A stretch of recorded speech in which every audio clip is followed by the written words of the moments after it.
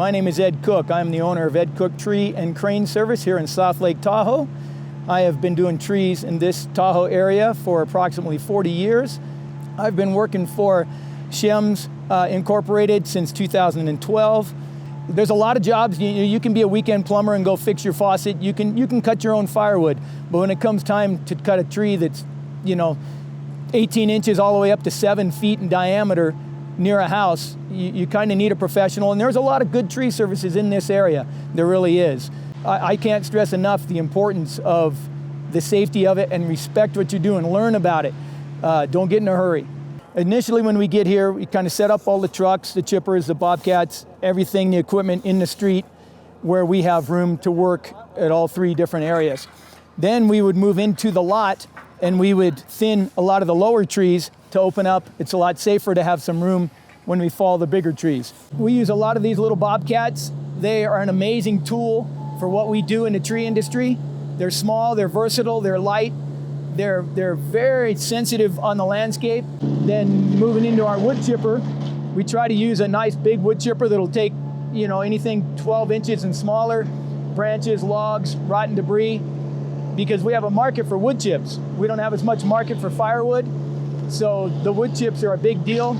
We have 6 scholarships at the local high school, and we donate the wood chips to people.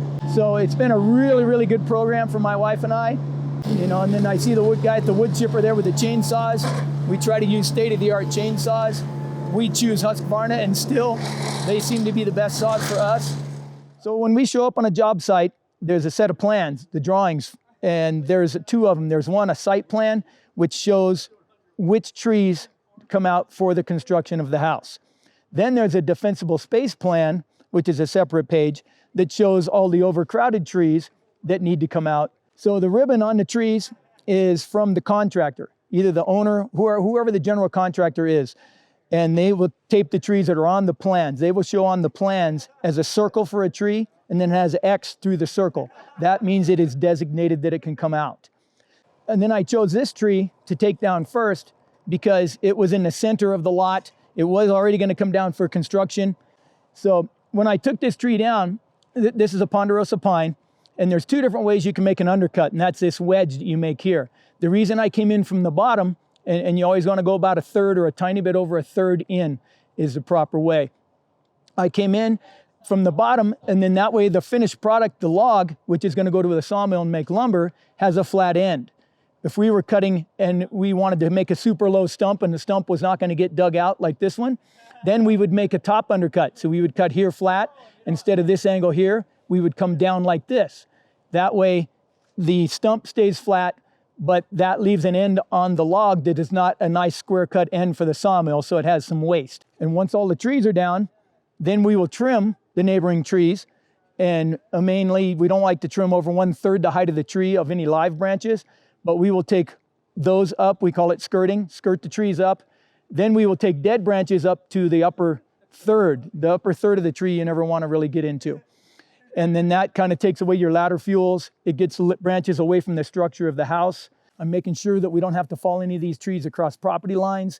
We have this orange vegetation fence, we call it, and mainly that is to open our eyes and draw our attention so we're not crossing property lines or we're not damaging any of the residual trees.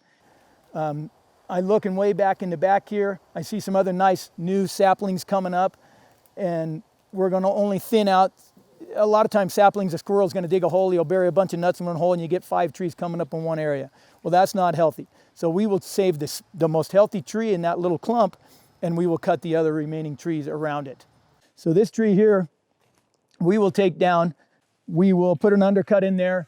It does not need a rope. A lot of times we will put a rope in there if we feel it needs it.